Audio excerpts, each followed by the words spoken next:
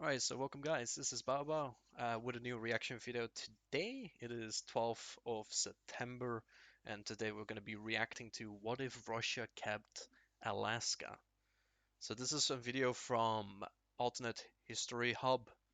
It's a channel I'm very aware of but have never really delved into regarding their videos, but people have always been recommending them and just been like, hey, this is quite interesting. Like, they do go deep into it and not just like say, oh, this is what happens and that's it. They also just go pretty deep into it as far as I've heard from others. So this is just me delving into it, kind of seeing how things are. And this is the most recent video. It's from 4 days ago, 8th of September 2020. Um, I mean, as far as I can see, the ratio of people that liked it, disliked it, pretty good. And yeah, I'm just curious to see how they delve into this what if scenario. So yeah, let's just jump right into it. Should be pretty good, hopefully. Hopefully the audio isn't messed up, but we will see and adjust if need be. Though, let's play it.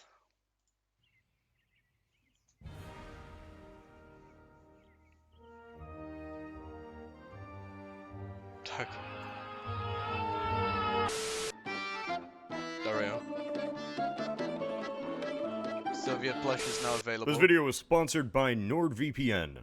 I Alaska, won't the skip. Great White North. Home to bears, the second half of the Simpsons movie, Francis's indentured servitude arc, Alaska standing among its continental comrades is a giant, vast with most of its land sparsely populated. And even in our modern 21st century world with electricity, heating, everything else, the entire state has a smaller population than Indianapolis. Today we just accept Alaska as American, but 150 years ago, this was a different story. During the American Civil War, it was Russian territory, and its purchase into the United States wasn't seen as this impressive sale like the Louisiana Purchase. It was just seen as buying a frozen land thousands of miles away from the heart of the US. So what if, in an alternate timeline, Russia didn't sell Alaska to the United States? Sold Alaska What if to instead America? they kept the land and sent colonists over the Bering Strait just like they did in East Asia? You know the drill. First, context. Russia sold Alaska to the US because after the Crimean War, the Russians wanted to focus on their holdings in the west instead of the east. Alaska wasn't really profitable because all the otters were killed, and it was more of a small collection of forts than an actual colony. Especially considering the distance from the Russian heartland to North America, it wasn't really seen as worth the effort by the Tsar. Since the British fought Russia during the war, what better way to annoy them than to sell a piece of land right next to Canada to the Americans? The Russians suspected there was gold on Alaska but never really mined, and after the purchase, in 30 years, gold was found and a rush began up north. That's really it. Context over. Oh, okay. So in this alternate scenario, there really doesn't need to be a dramatic effect for Russia to not sell Alaska. It was at the whim of a czar to sell the place, so in this timeline, he simply doesn't sell it. Groundbreaking, I know. Like a lot of Russian land, it really remains unused and on the back burner, but it still is officially Russian. Throughout the 19th century, what's officially called Russian America just continues to be used for whaling on the coast, and to make that vast empire look even bigger on a map. The whim of whether they give up the territory up to whichever autocrat is in charge. But the longer the Russians are there and cement themselves on the coastline, the harder it would be for them to just give it up. Gold rushes are always interesting because they aren't just a bunch of sweaty, dirty miners going out and trying to get rich. It's a bunch of sweaty, dirty miners going out and creating a bedrock for a city or two. Colorado saw it, California saw it, and Alaska did as well. It fundamentally alters the culture of a landscape, as the natives are often just kicked out. This time, it's a mix of Russians, Canadians, Americans, Siberians, all coming to the Alaskan coast to get rich. And much like what happened in Mexico, when dealing with Americans coming into their land, the local government isn't too keen on this new population influx. Let's be honest, if the Russians did keep Alaska, it's most likely if gold was ever found, they'd be outpopulated by a wave of incoming Americans.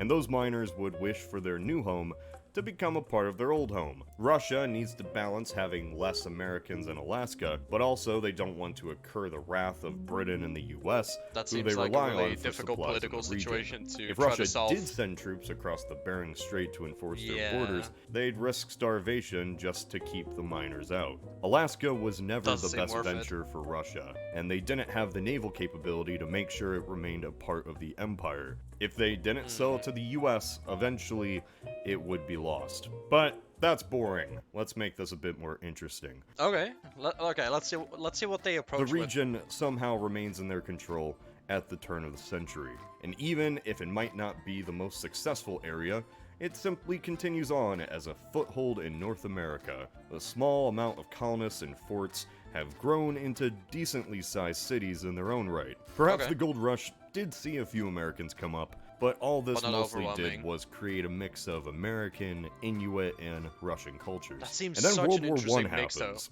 As Russia becomes an ally with Britain during the Great War, the previous competition and spat over Crimea is a thing of the past. Alaska isn't really involved in the conflict, but it would remain well-resourced through shipping, now controlled by the Canadians and neutral Americans, until the Russian Revolution hits. So that said, this Yeah, how'd that Russian go? America finds itself in a collapsing empire consumed by civil war. So let's split the scenario into two sections. Even more what ifs. Scenario 1, Alaska This, alone. in my opinion, is the more realistic situation. I don't believe the Alaskan population would have its own Bolshevik revolution, and if it did, That it'd would probably separate. just be put down by Alaska's neighbors. And Yeah. if they didn't, the Red Army wouldn't be able to cross the Bering Strait to attempt to take Alaska. American and British ships would No cut off way. access to the strait, and so Alaska basically becomes split off from the rest of Russia. In our timeline, the White Army was absolutely routed and destroyed. Yeah. Whatever fragments of the old regime and army remain, reorganize in Russian America, claiming themselves the last fragment of the Russian Empire or Republic or whatever they That would deem. be quite The White fucking Army interesting, really though, didn't not have gonna a set core of beliefs. Either way, Alaska Let me turn on becomes the lights. the anti-communist shelter, the last bastion of a pre-Soviet Russia. Would it be the establishment of a new Tsardom? Some Romanovs did Maybe. escape the Soviet purges, or perhaps a republic due to its North American influence. To the capitalist nations of Europe, the Alaskan government would be the true state of Russia, as the Soviet government was not recognized until the 1930s. To the Soviets, Yeah. Russian America would be a rogue state, one meant to be destroyed, the last bastion of the old Tsardom. Yet it wouldn't have the It wouldn't- resources it to wouldn't be able simply to. eliminate it. The situation in the Arctic over the course of the 20th century may become very much like a China-Taiwan situation, just with Taiwan being the size of most of the continental United States. During the eventual Cold War, the Bering Strait becomes one of the most contentious regions in the world. With the eventual discovery of oil in the mid-20th century, Ooh. this state would find itself in an economic boom as the Fair enough, world it's true. increasingly industrializes. To North America, Russian America is kind of like the Qatar of the Arctic. It may or may not be a monarchy, but it has a small population where its oil profits improve the living standards of all of its people. That's the old good. cities that dot the coast transform through this oil revenue, That seems pretty as in a way interesting, to though. drastically shift themselves from their Soviet counterparts. There may be a new revitalization of pre-Soviet architecture and aesthetic. By the time the Soviets eventually collapse, there'd be a debate whether Russian America should rejoin with the rest of the old country. That would be But like, 70 hell years no. of separation would Yeah, be hell hard to no. overcome. The economic collapse of the Soviet states in the 90s I would say would no. only make this prospect less attractive. Russian Yeah. America really remains the bane of mainland Russia, and we all know how Putin love the views depictions. regions that were once a part of Russia. Oh god. Oh no. Soviets This one take Alaska. is less realistic. I don't really know how the Soviets, if at all, could take Alaska, but it's more wacky, so why not? Let's imagine the Soviet army somehow is able to cross into Alaska and seize the territory. Or there is even a Bolshevik revolution within Alaska that naturally aligns itself to the Red Army. By some fluke, Alaska's just held by the Soviets. Don't think about it. Perhaps those Okay. built-up ports allow the Soviets to have more of a naval presence in the region to beat back the Americans and British. And to the rest of North America, just like in a game of Risk, the enemy has a foothold in Alaska, and they can't get that continent bonus. Oh, I'd imagine rip. Stalin Yeah, would playing know Risk the like that. geopolitical importance that Alaska might have. The Soviets were no strangers to deporting and repopulating areas of strategic interest, and Russian Alaska is no different. The Soviets build entirely new cities from the ground up, just to assert their influence. It'd be quite interesting to imagine the pristine beauty of Alaska, though, contrasted with the industrial cities of the Stalin era. I feel like, to the American public, this really would make the paranoia of the 1920s Red Scare even more extreme. Alaska would be a looming shadow over their heads. Considering the post-war exhaustion and the inevitable financial collapse, not much is done about Soviet Alaska for the next few decades. I think you can see where I'm going with this. The Cold War. Yeah. This would become one of the most contentious areas that would be, on the planet. That would be In this very alternate interesting scenario, because it's the a literally Soviets would direct have territory connection. reaching down that might be able to strike the west coast of the United States with its true. newly created nuclear arsenal. Even before the creation of ICBMs, the idea would be that the Russians could simply fly over the United States. Keep in mind, the Cuban Missile Crisis was just over the Soviets evening the score with the United States, who had missiles in Turkey. The US wouldn't even tolerate missiles from a Soviet ally. Now imagine if the Soviets had their own military equipment, aircraft, and missiles stationed alongside the Alaskan coast. This brief situation that almost ended in the destruction of mankind would be extended throughout the duration of the Cold War. The northern Pacific Ocean becomes a hot ground, as American naval fleets in Hawaii and Soviet fleets in Alaska constantly patrol their respective waters. The US and Canada would be jointly united, patrolling one of the longest land borders in the world. I'm fucking There'd be imagine paranoia about Soviet infiltrators or any incursion into the sparsely populated Canadian North. A much more conservative American normality might set hold as the country goes into a bunker mode mentality. Any leftist movements that arise, particularly in, say, the Pacific Northwest, immediately are deemed as communist infiltration by Alaskan Russians. Alaska's small sliver of land going south, seen as a tentacle that might just reach down and get them. A country so used to being unaffected by even the largest global affairs, now is face to face with its greatest geopolitical rival for over 4 decades. As oil is eventually discovered, this resource is brought into the Soviet system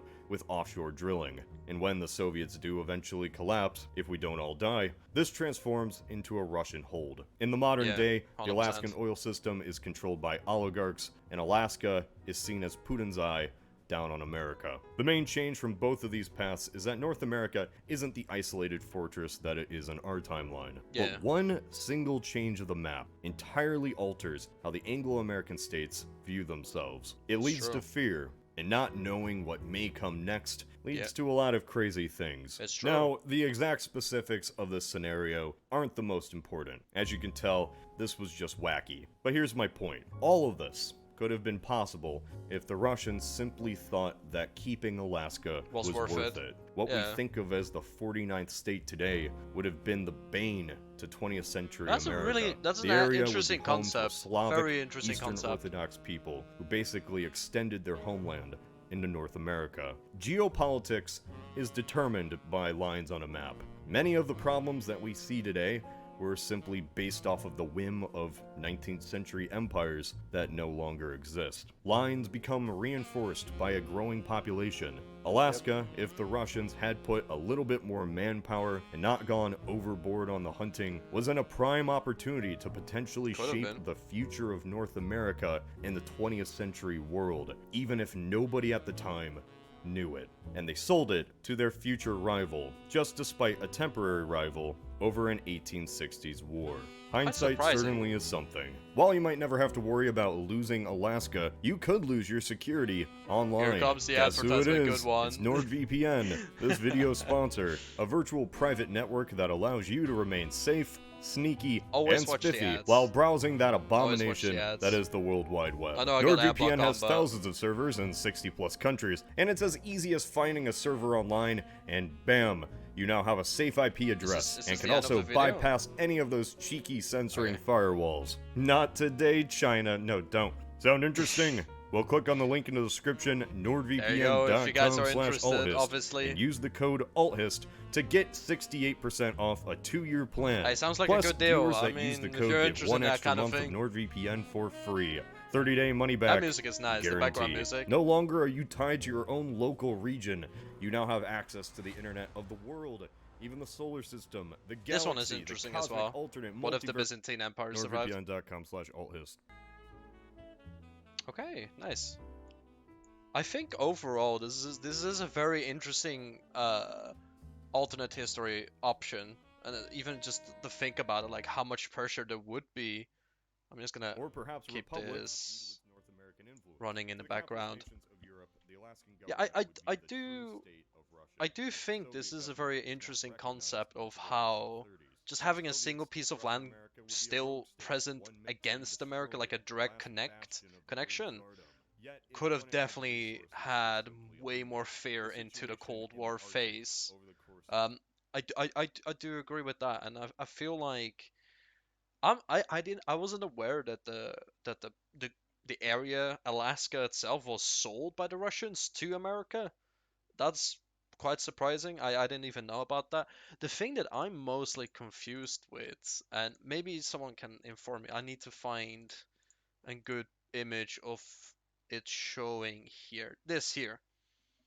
So why exactly? So once again, this is like a question of like why are things drawn up like this? So obviously you have like that straight line completely going up, but why is it at the end of here you have this entire area like into Alaska? Why is this specifically in parts? There might be probably some cities here, or I don't know, some populations that are Alaskan, I guess. But why is this? Why is this exactly? This could be like another video on like why is it shaped like this. But I do think that the person with Alternate History Hub described it really nice. I do think the situation of where Russia would have kept it for themselves, and also the path of them keeping it within the Russian, like the Soviet Empire, um, would have been very interesting because it's like how he described it with the risk, like the continental bonus kind of thing. It's like, yeah, you wouldn't feel so secure anymore. Like you're not isolated anymore. You literally have your rival next to you. And to be fair, fear can make does make people do things they normally wouldn't do if they were more rational. So this is a really nice description overall. I like this a lot.